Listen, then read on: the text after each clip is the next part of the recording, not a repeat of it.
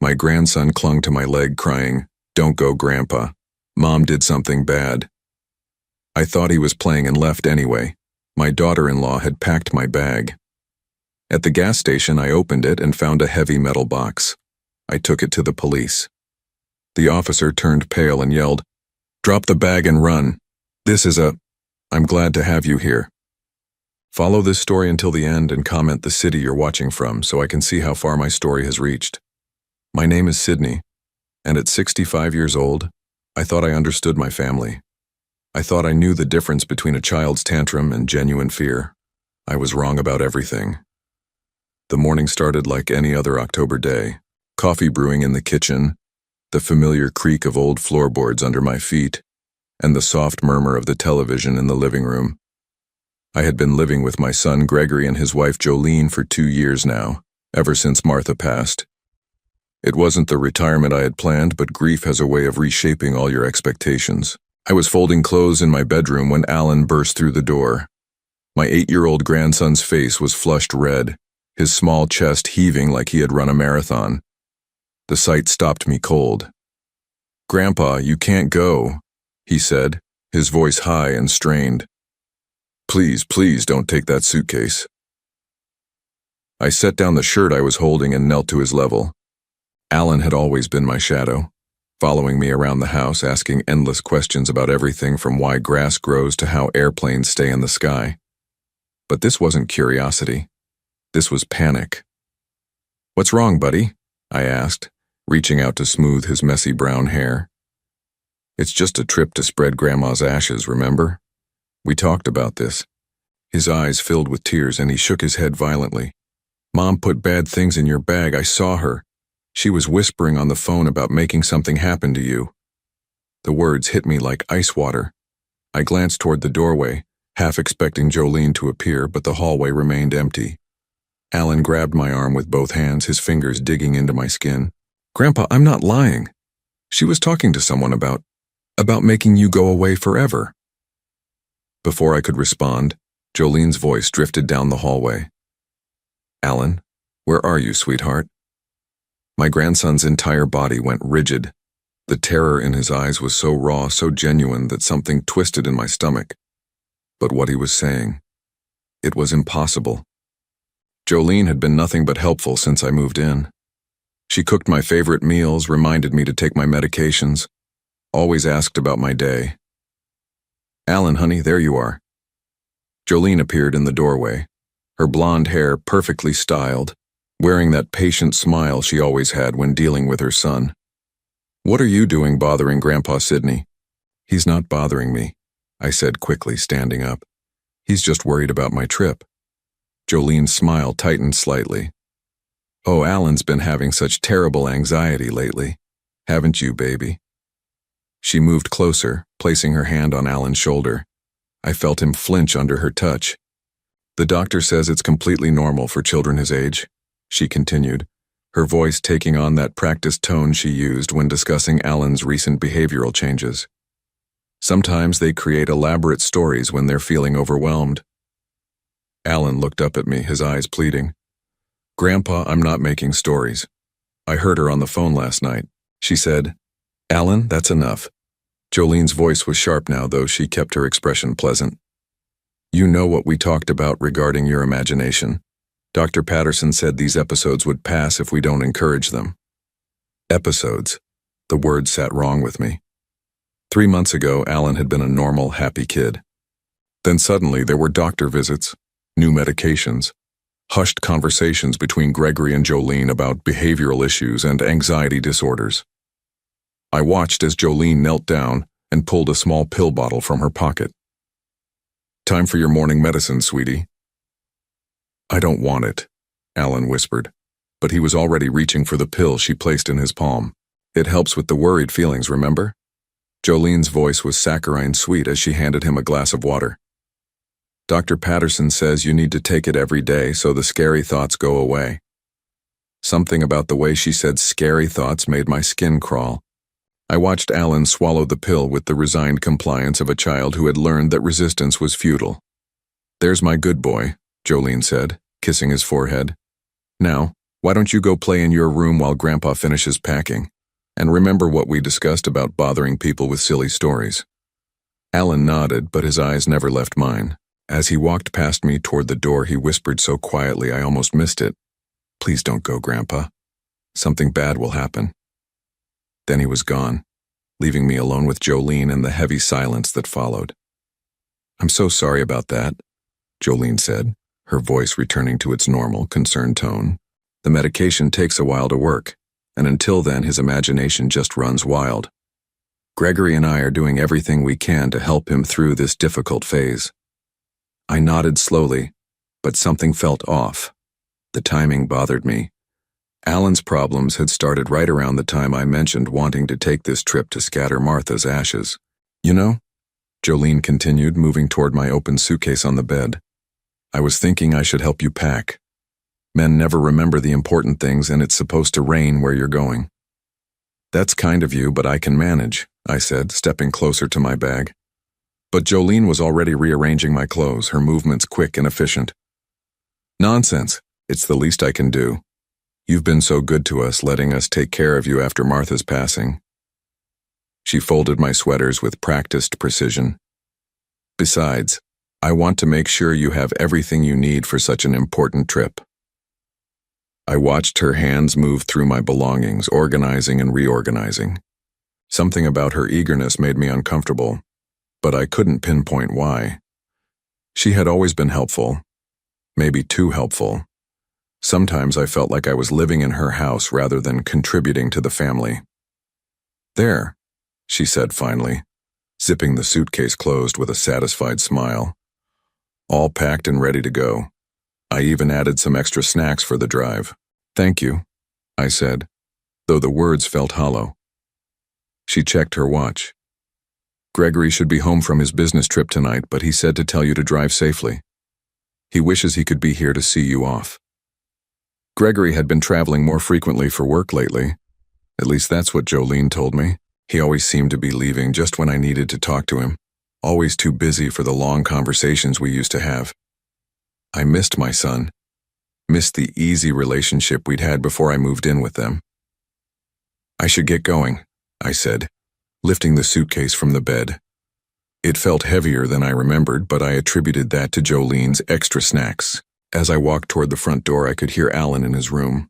Not playing, not laughing, just an eerie silence that seemed to permeate the entire house. I paused at his doorway, seeing him sitting on his bed, staring at his hands. "Bye, buddy," I called softly. "I'll be back in 3 days." He looked up at me, and for a moment I saw something in his expression that I would replay in my mind for weeks to come. It wasn't sadness or even worry. It was resignation. The look of a child who had tried to warn someone they loved and had been ignored. "Bye, Grandpa," he whispered. "I love you." Those words followed me to the car, where Jolene stood waiting with a bright smile and a thermos of coffee for the road. As I drove away, I caught a glimpse of Alan's face in his bedroom window, pressed against the glass, watching me leave. If I had listened to him that morning, if I had paid attention to the fear in his eyes instead of dismissing it as childhood anxiety, everything that happened next could have been avoided. But sometimes, the people we trust most are the ones who blind us to the truth that children see so clearly. I had no idea that in my suitcase, carefully hidden beneath the clothes Jolene had so lovingly packed, was something that would change our family forever. The drive to Blue Ridge Lake usually took 3 hours, but I had planned to take my time, making stops along the way to process what I was about to do. Spreading Martha's ashes felt like the final goodbye I hadn't been ready for when she passed. Even 3 years later, part of me still expected to find her waiting in our old kitchen when I came home. I had driven for about an hour when my stomach started bothering me. The coffee Jolene had given me tasted bitter, leaving an odd aftertaste that lingered no matter how much water I drank. I pulled into a small gas station off Highway 35, one of those family-owned places that still had full service and a friendly wave from the owner. The October air was crisp, carrying the smell of burning leaves and the promise of winter. I filled my tank and decided to reorganize my suitcase, maybe grab some antacids from inside the station. My stomach was churning in a way that had nothing to do with grief. I popped the trunk and unzipped my bag, looking for the small travel pharmacy I always carried. Martha used to tease me about it, calling me her walking drugstore. But after 65 years, you learn that a little preparation goes a long way. That's when I felt it. Something hard and heavy wrapped in my blue sweater, the one Martha had knitted for my 60th birthday. My fingers traced the outline of whatever was beneath the wool, and my blood ran cold. This wasn't anything I had packed. With trembling hands, I unwrapped the sweater, revealing a metal container about the size of a shoebox. It was crudely welded, with wires protruding from one end and what looked like a timer attached to the top. Even with my limited knowledge of such things, I knew immediately that this wasn't supposed to be in my luggage. I stepped back from the car, my heart hammering against my ribs. The parking lot suddenly felt too quiet, too exposed. A few other customers were pumping gas, going about their normal Saturday routines, completely unaware of what I had just discovered. My hands shook as I pulled out my cell phone, but who do you call in a situation like this? 911 seemed dramatic, but what if I was overreacting? What if this was some kind of elaborate joke, though I couldn't imagine who would find this funny or why? Then I remembered Alan's face, the terror in his eyes when he begged me not to go, the way he had whispered about his mother putting bad things in my bag, the medication that made him compliant and quiet, the stories Jolene dismissed as imagination. My grandson hadn't been lying. I looked around the gas station and spotted an older man in work clothes filling up a pickup truck. Something about his posture, the way he carried himself, reminded me of the veterans I had known over the years. "Excuse me," I called out, my voice more steady than I felt. "Could I ask you something?" He looked up, his weathered face friendly but alert. "Sure thing. What can I help you with?" I gestured toward my open trunk, keeping my voice low. "I found something in my luggage that I didn't pack, and I'm not sure what it is. Would you mind taking a look?" His expression immediately became more serious. "What kind of something?" "Metal box, wires, looks like it has some kind of timer on it." The man's face went pale. He was beside me in 3 quick strides, looking into my suitcase without touching anything. I watched his Adam's apple bob as he swallowed hard. "Sir, we need to get everyone away from here right now," he said quietly. "I did 2 tours in Afghanistan, and that looks like an improvised explosive device." The words hit me like a physical blow. Explosive device. Someone had put something dangerous in my luggage, something that could have hurt innocent people. Someone who knew I would be driving alone on empty highways, stopping at small places like this. "Are you sure?" I whispered, though I already knew the answer. "Sure enough that we need to call the police immediately and clear this area." He was already walking toward the station, motioning for other customers to move their cars. "Sir, you need to step away from your vehicle and call 911. My fingers fumbled with my phone as the reality of the situation crashed over me. This wasn't a misunderstanding or a cruel joke. Someone had tried to hurt me, and that someone was living in my house, cooking my meals, caring for my grandson. The police arrived within 15 minutes, followed by what seemed like half the county's emergency services. A bomb disposal expert confirmed what the veteran had suspected. The device was real, functional, and set to activate within the next 2 hours. I sat in the back of a police cruiser, watching through the window as men in protective suits carefully examined my belongings. Everything I had packed for this trip, every memento I was bringing to honor Martha's memory, was now evidence in a criminal investigation. Detective Maria Santos, a woman in her 40s with kind eyes and a no-nonsense attitude, sat down across from me in the station's interview room an hour later. She had a thick file in her hands and the expression that told me this conversation was going to change everything. "Mr. Holloway," she began, her voice gentle but serious. "We need to talk about who had access to your luggage and when it was packed." I told her everything I could remember about the morning, Jolene's insistence on helping me pack, the way she had rearranged my belongings, Alan's desperate pleas for me not to go. With each detail, Detective Santos's expression grew more grim. "Tell me about your daughter-in-law," she said. "Has she exhibited any unusual behavior lately? Money problems, strange phone calls, people coming to the house you didn't recognize?" That's when the pieces started falling into place. The hushed conversations that stopped when I entered a room. The way Jolene always seemed to be managing the household finances, telling Gregory and me that she had everything under control. The visitors she claimed were friends from work who never stayed long enough for proper introductions. There have been some financial discussions, I admitted. Jolene mentioned that things were tight, that my moving in had helped with expenses. She handles most of the bills since Gregory travels so much for work. Detective Santos made notes, then looked up at me with an expression I couldn't quite read. Mr. Holloway, we're going to need to investigate this thoroughly. That means looking into your family's financial situation, phone records, any insurance policies that might be involved. Insurance policies. The words made my stomach drop even further. I thought about the life insurance Martha and I had maintained, the benefits that would transfer to Gregory as my heir. I thought about the house Martha had left me, the one I had been considering selling to help with my living expenses. Detective, I said slowly. My grandson tried to warn me this morning. He said his mother had put bad things in my bag, that she was planning something to make me go away forever. We thought he was having anxiety issues, imagination problems. She leaned forward. Has the child been exhibiting other signs of distress? Changes in behavior, sleep problems, regression in any areas? He's been on medication for anxiety for the past 3 months, I said.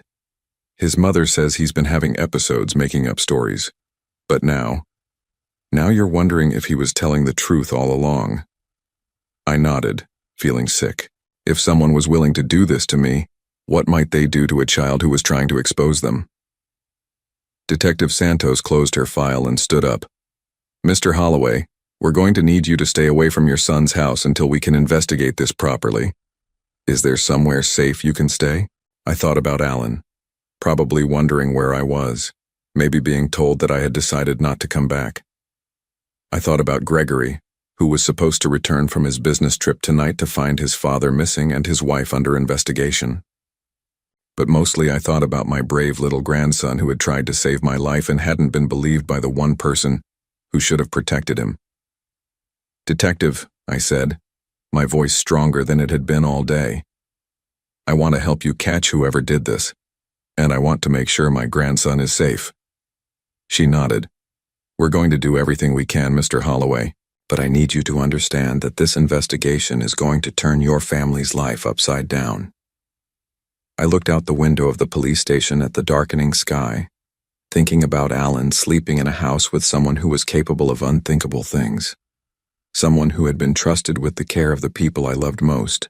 Detective, I said quietly, my family's life was already upside down. We just didn't know it yet.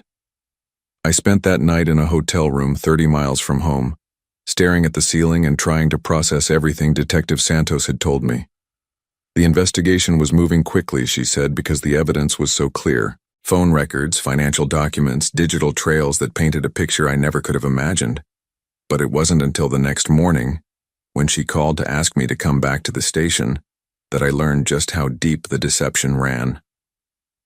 Mr. Holloway, Detective Santos said, gesturing for me to sit down across from her desk. We've uncovered some information about your daughter-in-law's activities that you need to know about. She opened a thick folder and pulled out several documents. Bank statements, printouts of online transactions, and what looked like insurance paperwork. The sight of it all made my stomach turn. Jolene has been living a double life, the detective began. For the past 18 months, she's been involved in online gambling, high-stakes poker games, sports betting, cryptocurrency investments that went bad. She's accumulated debts totaling approximately $150,000. The number hit me like a physical blow. $150,000. That was more money than Gregory made in 2.5 years. How had she hidden something like that? But that's not all, Detective Santos continued. She's been systematically taking out loans and credit cards using your personal information and Gregory's. She forged signatures, used your social security number, created false documents showing income that doesn't exist. I felt dizzy. How is that possible? I never signed anything. Identity theft is easier than most people realize, especially when the perpetrator has access to all your personal documents. She pulled out another sheet of paper. This is a life insurance policy taken out on you 6 months ago. $500,000 with Jolene listed as the primary beneficiary. My hand started shaking. But Gregory is my son. He should be. That's what we thought too. But look at this signature. She pointed to the bottom of the page. It was supposed to be mine, but the handwriting was slightly off, the way someone writes when they're copying rather than signing naturally. She forged my signature? Multiple times. Insurance policies, loan applications, even a will that would have superseded any existing estate planning you've done. Detective Santos leaned back in her chair. Mr. Holloway, if her plan had worked, Jolene would have inherited everything. Your pension, your wife's life insurance payout, the house Martha left you, everything. I thought about Martha's house, the little blue cottage we had shared for 37 years. The one I had been considering selling to help with expenses, to contribute more to Gregory and Jolene's household. The house that held every memory of my marriage, every moment of happiness I had built with the woman I loved. There's more, the detective said gently. We've been monitoring phone calls and discovered that Jolene has been in contact with several individuals with criminal backgrounds.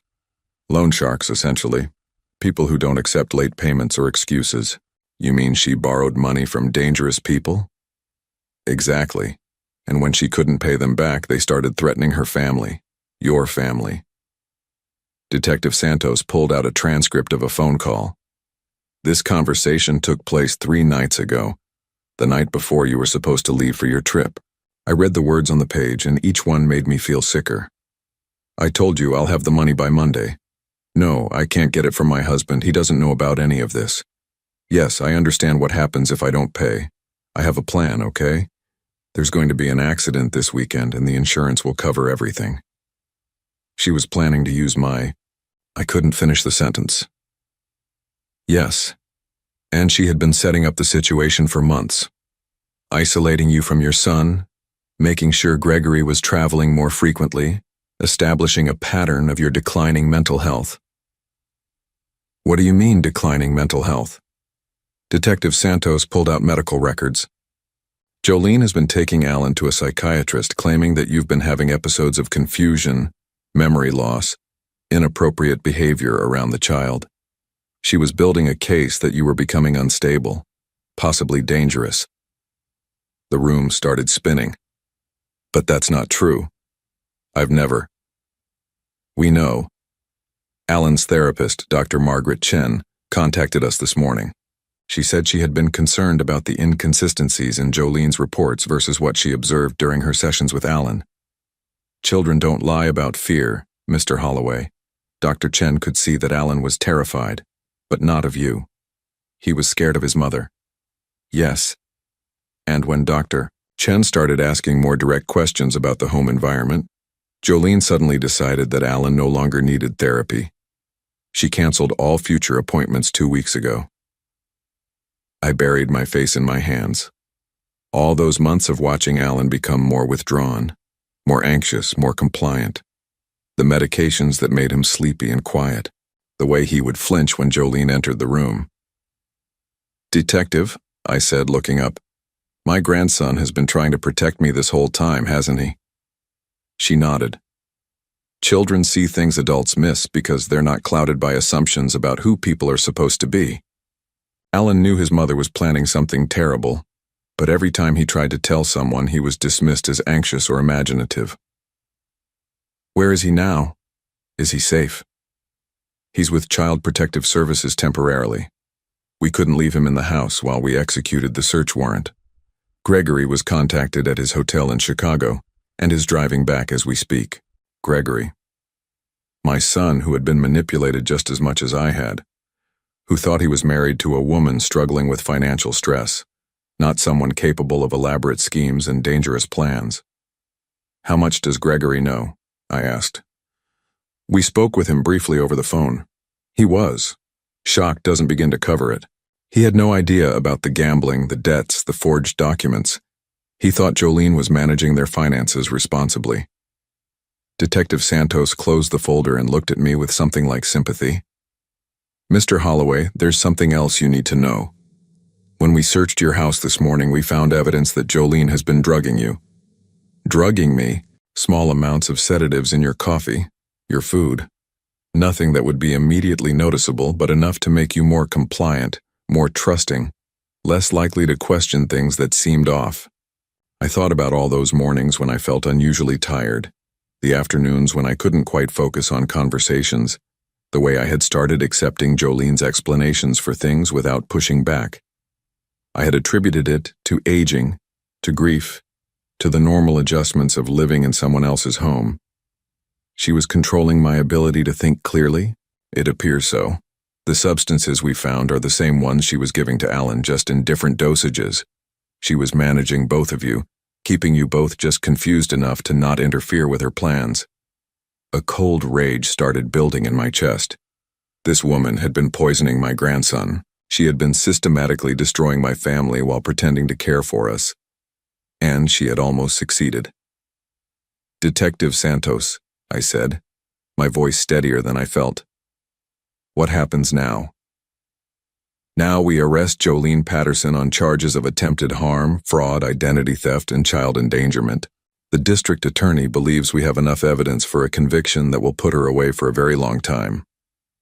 I thought about Alan, probably scared and confused, wondering where everyone was, and why his world had suddenly changed. I thought about Gregory driving through the night to come home to a reality he never could have imagined. When can I see my grandson? We're hoping to arrange that later today. Dr. Chen has agreed to be present to help Alan process what's happening. He's going to need a lot of support to understand that none of this was his fault. As I left the police station that afternoon, I felt something I hadn't experienced in months. Clarity. The fog that had been clouding my judgment. The fatigue that had been slowing my thoughts. The general sense of confusion that I had blamed on age and grief. All of it had been artificially induced by someone I had trusted. But more than that, I felt a fierce determination to make things right for Alan. My brave little grandson had tried to save my life, and in return I was going to make sure he never had to live in fear again. The truth was finally coming to light, but I knew the hardest part was still ahead of us. Rebuilding trust, healing trauma, and helping a child understand that the world could be safe again when the people who were supposed to protect him had failed so completely. Alan had been the guardian of my innocence, and now it was my turn to guard his. The Child Advocacy Center was nothing like I had expected. Instead of sterile government offices, it looked more like someone's comfortable home, with soft couches, warm lighting, and children's artwork on the walls. Dr. Margaret Chen met me at the entrance, a gentle woman in her 50s with kind eyes behind wire-rimmed glasses. "Mr. Holloway," she said, extending her hand, "Alan has been asking for you constantly. He's been very worried about whether you're safe." The words broke something inside me. Even after everything he had endured, my grandson's first concern was for my well-being. How is he? Has he been able to sleep? He's been anxious, but not in the way his mother described in our previous sessions. This is situational anxiety, completely normal given what he's been through. The child I've been working with these past few months is nothing like the troubled boy Jolene depicted. Dr. Chen led me down a hallway lined with cheerful artwork. "I need to prepare you for what you might see and hear today. Alan has been carrying some very heavy secrets, and now that he feels safe to tell the truth, everything is going to come out." She paused outside a door painted to look like a rainbow. "He's been drawing pictures while we've been talking. Sometimes children express things through art that they can't say with words." When the door opened, Alan looked up from a small table where he was coloring. The moment he saw me, he dropped his crayon and ran across the room, throwing his arms around my waist and holding on like he was afraid I might disappear. "Grandpa, you're okay. You didn't get hurt." He buried his face against my shirt and I could feel him trembling. I knelt down to his level and looked into his eyes that seemed older than they should have been for an 8-year-old boy. "I'm fine, buddy.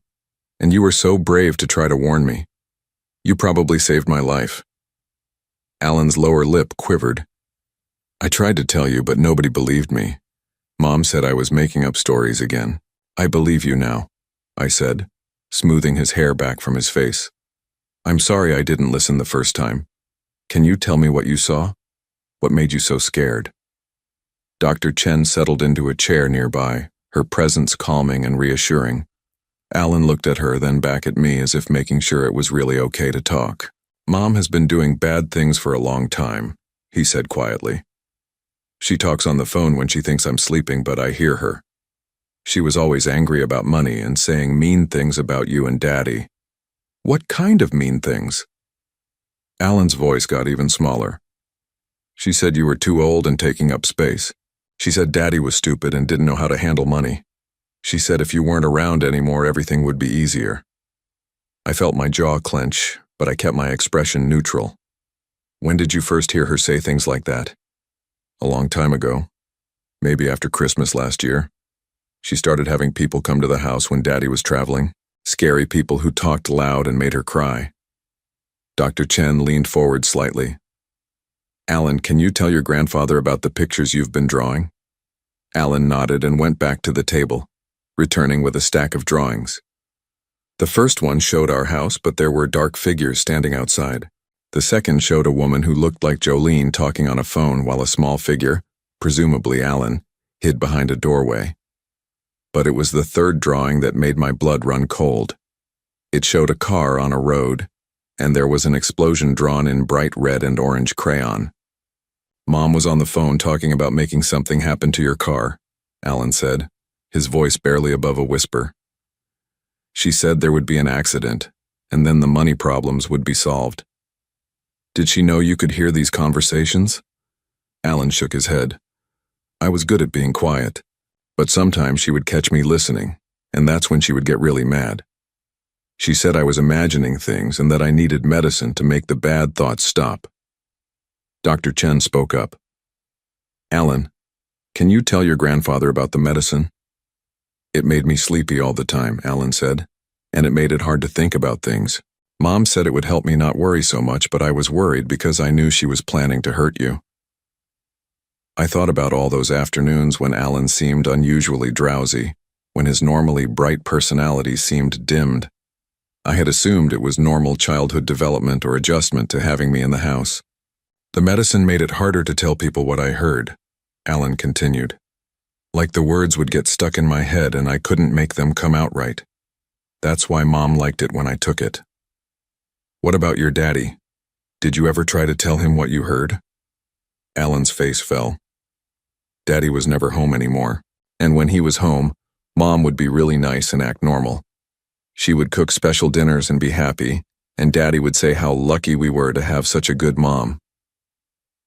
The manipulation was staggering. Jolene had been orchestrating every interaction, controlling every narrative, making sure that Alan's attempts to communicate the truth would be dismissed as childhood anxiety or the side effects of medication. Alan, I said gently, the morning I left for my trip you tried so hard to warn me. That was incredibly brave. I saw her putting something in your suitcase, he said, something heavy that she wrapped up in your sweater. She was being very careful with it like it was dangerous, and I heard her on the phone that night saying, "It's all set for tomorrow. Why didn't you try to take it out of my suitcase?" Alan looked down at his hands. I tried, but she caught me. She said if I ever went through people's things again, she would send me away to live with strangers. She said you and Daddy wouldn't want me anymore because I was becoming a bad kid who tells lies. The cruelty of it was breathtaking. Jolene had isolated Alan emotionally just as thoroughly as she had isolated me mentally. She had made him afraid to trust his own perceptions, afraid to seek help, afraid that telling the truth would result in losing the people he loved most. Alan, Dr. Chen said softly, you know now that none of that was true, right? You're not a bad kid, and you don't tell lies. You were trying to protect your grandfather. He nodded, but I could see the uncertainty still lingering in his eyes. The damage Jolene had done would take time to heal. Just then, there was a knock on the door. Dr. Chen stepped out for a moment, and I could hear quiet voices in the hallway.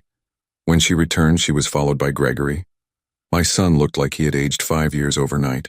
His usually neat hair was disheveled, his shirt wrinkled from the long drive, and his eyes were red-rimmed with exhaustion and shock. But when he saw Alan, his face crumpled with relief. "Alan," he said, his voice breaking. "Oh, buddy, I'm so sorry." Alan ran to his father and Gregory scooped him up in a fierce hug. "Daddy, I tried to tell people, but nobody believed me." "I believe you now," Gregory whispered. "I believe every word, and I'm never going to let anyone hurt you or Grandpa again." Gregory looked at me over Alan's head, and I saw something in his expression that I had missed for months. Clarity. The fog of manipulation had lifted for him too, and he was seeing our family situation with fresh eyes. "Dad," he said, his voice thick with emotion, "I'm so sorry. I should have seen what was happening. I should have protected both of you." "You couldn't have known," I said. "She fooled all of us." But even as I said it, I knew that wasn't entirely true. Alan had known. Children have an intuition that adults often lose, an ability to sense danger even when they can't articulate what they're feeling. Dr. Chen cleared her throat gently. "I think this is enough for today.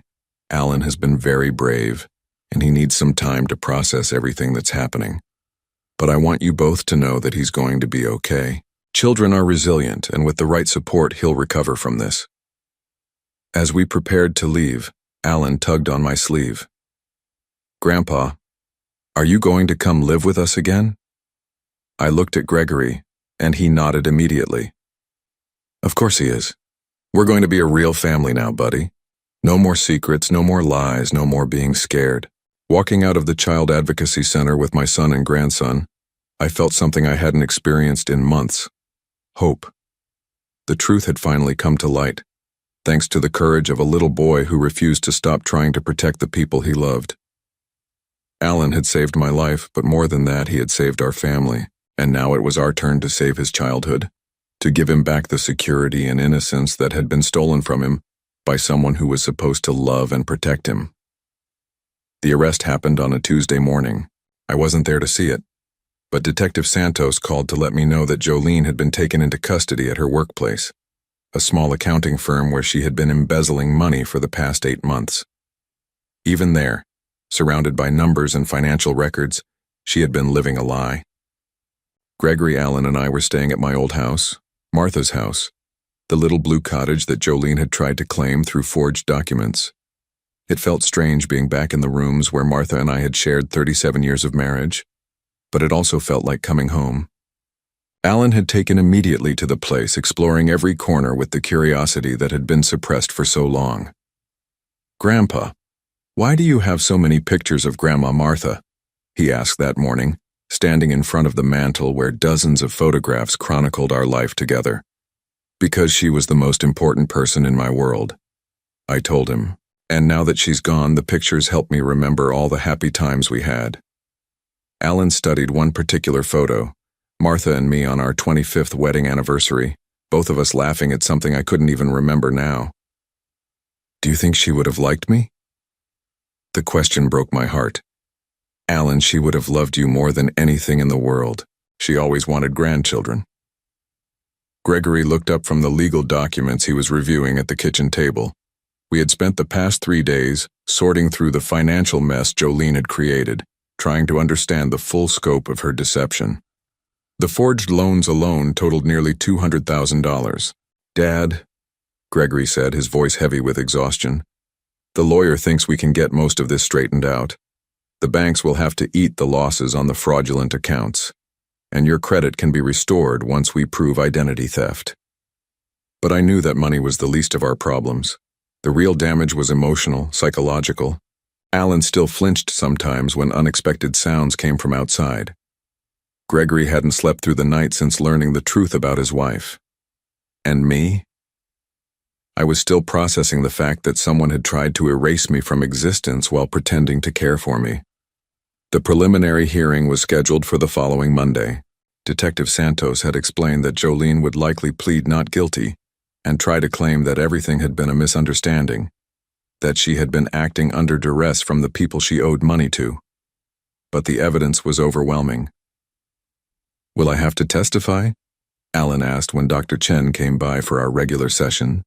She had been helping him process everything that had happened, and slowly, His natural personality was emerging from beneath the fog of medication and fear. "You might," Dr. Chen said gently. "But if you do, there will be people there to help you, and you'll only have to tell the truth. Nothing more than that." Alan nodded solemnly. "I want to tell the truth. Mom always said I wasn't supposed to, but I want to."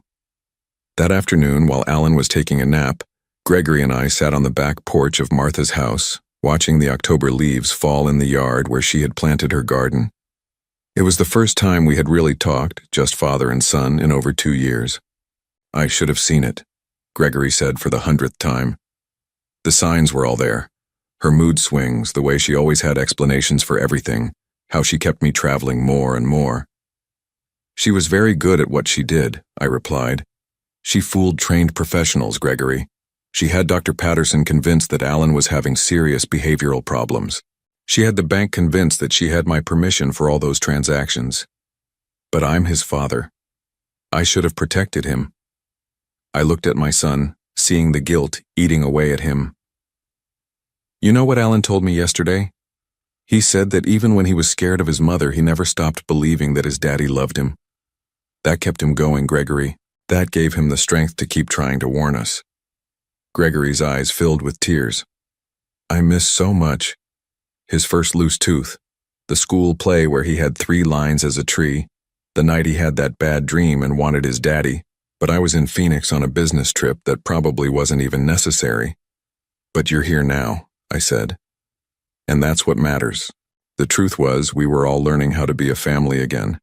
Real conversations instead of the carefully managed interactions Jolene had orchestrated. Meals where we actually talked instead of sitting in the strained silence that had become normal. Bedtime stories for Alan without the anxiety medication that had kept him compliant and drowsy. It was during one of these bedtime stories that Alan asked the question I had been dreading. "Grandpa, is my mom going to come back?" I looked at Gregory, who nodded for me to answer honestly. We had decided that Alan deserved the truth, age-appropriate but complete. "Your mother made some very serious mistakes," I said carefully. "She hurt people and broke laws, and when adults do that, they have to face consequences. She's going to have to stay in a place where she can't hurt anyone for a long time." "Will she be in jail?" "Yes, she will." Alan was quiet for a long moment, processing this information. Finally, he said, "Is it bad that I'm not sad about that?" "No, buddy, it's not bad. You're allowed to feel however you feel. Your mother scared you and made you feel unsafe. It's normal to feel relieved when someone who hurt you can't hurt you anymore. But she's still my mom. She is. And someday when you're older, you might want to talk to someone about what that means for you. But right now your job is just to be a kid and feel safe." The trial proceedings moved faster than anyone expected. Jolene's lawyer tried to negotiate a plea deal, but the district attorney's office was pushing for serious charges given the premeditated nature of her actions and the involvement of a child. The attempted harm charges alone carried a potential sentence of 15 to 20 years. During one of the pretrial conferences, Detective Santos pulled Gregory and me aside. "Jolene is claiming that she never intended for anyone to actually get hurt," she said. "Her story is that she was just trying to scare Sydney into giving her access to his finances willingly, that the device was never meant to actually function." "But it was functional," I said. "The bomb squad confirmed that." "We know. And we have recordings of her phone calls discussing the timing and location to maximize impact.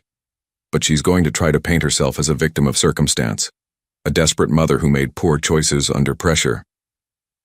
Gregory shook his head. "She drugged her own child. She isolated my father from his family. She forged documents for months. That's not desperation, that's calculated cruelty." "We agree," Detective Santos said. "And we believe the jury will too. But I want you to be prepared for her to try to manipulate the narrative one more time." When the day came for Alan's testimony, the courtroom had been arranged to be as child-friendly as possible. Alan sat with Dr. D.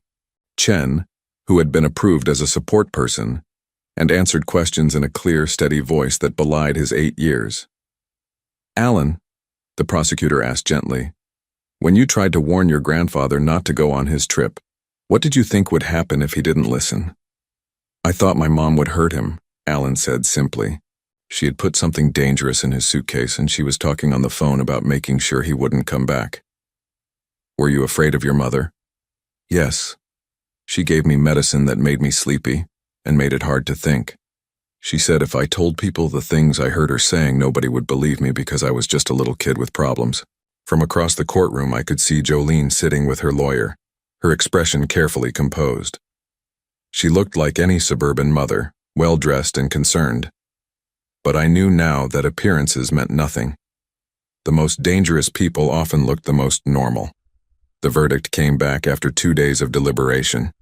Guilty on all major charges. Jolene was sentenced to 18 years in prison with the possibility of parole after 12.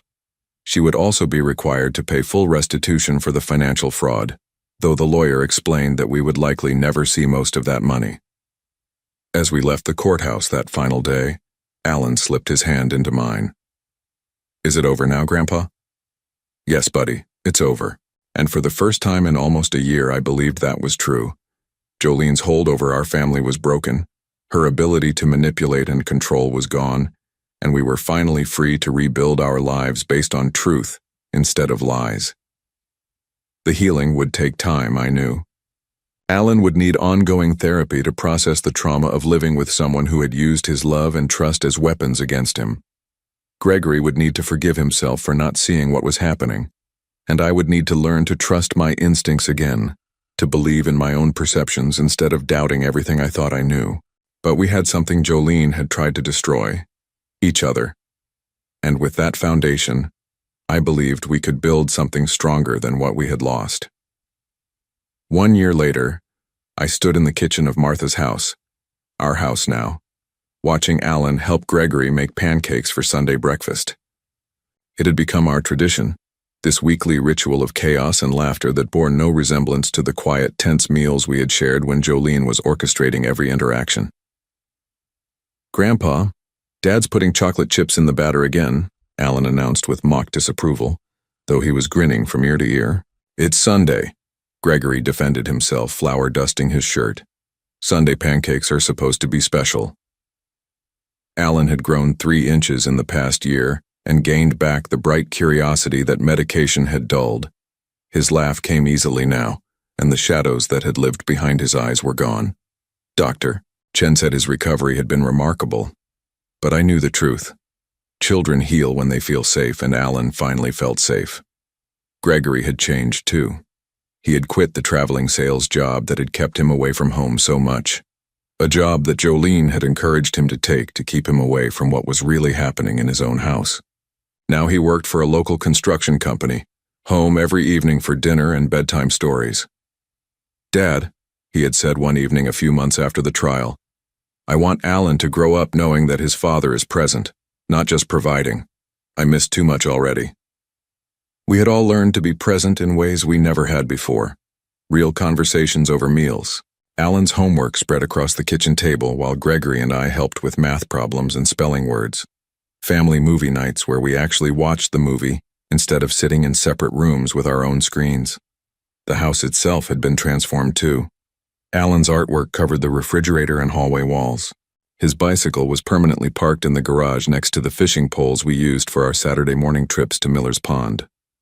Gregory had built a workshop in the basement where he restored old furniture, and Alan helped by holding tools and asking approximately 1,000 questions per hour.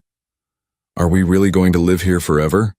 Alan had asked one evening while we were reading together in Martha's old rocking chair. Do you want to? I asked. Yeah, it feels like home now. Home. It was a word that had lost meaning during those months when we were all walking on eggshells, when normal family interactions felt strained and artificial. But somehow, in rebuilding our relationships from the ground up, we had found something better than what we had lost. The financial recovery had taken longer than the emotional one. It took 8 months to clean up the fraudulent accounts and restore my credit rating. The house Jolene and Gregory had been renting was sold, and Gregory had moved permanently into Martha's house with me and Alan.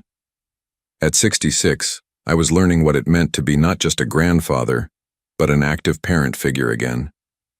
It's like having my childhood back, Alan told Dr. Chen during one of his final therapy sessions, but with better snacks.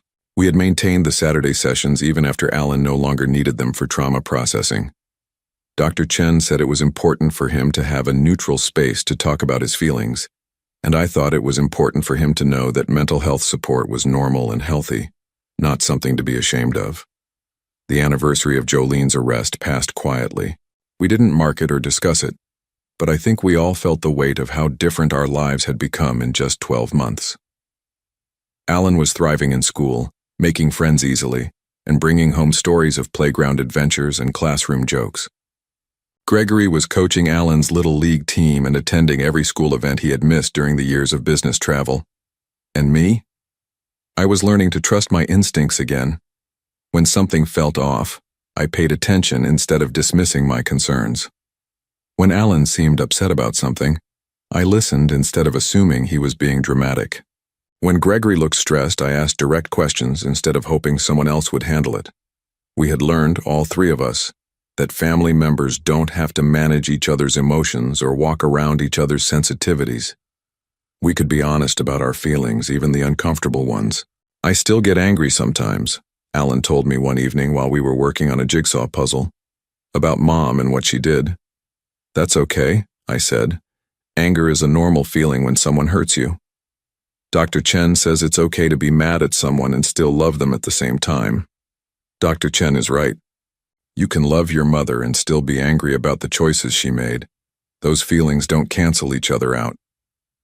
Alan nodded thoughtfully, fitting a puzzle piece into place. I think maybe I'll write her a letter someday. Not now, but when I'm older and I know what to say. That sounds like a good plan. We had received 2 letters from Jolene during her first year in prison. Gregory had read them first, then decided they were manipulative attempts to rewrite history and hadn't shared them with Alan. She was seeking sympathy, painting herself as a victim of circumstances beyond her control, and suggesting that she had been trying to protect the family from financial ruin. She's still lying, Gregory had said after reading the second letter. Even now, even after everything, she can't take responsibility for what she did. I wasn't surprised.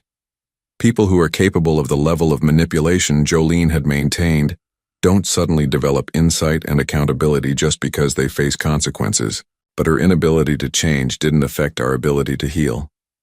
On the second anniversary of Martha's passing, Alan helped me plant a small garden in the backyard. We chose flowers that bloomed at different times throughout the year, so there would always be something beautiful growing in the space Martha had loved. Do you think Grandma Martha would be proud of us? Alan asked as we patted soil around the bulbs that would become daffodils in the spring.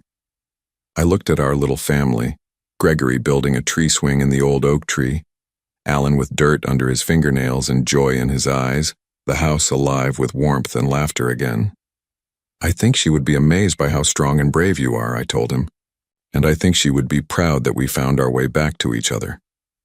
That evening, after Alan was asleep and Gregory was reading in the living room, I sat in Martha's rocking chair and thought about the journey that had brought us to this place.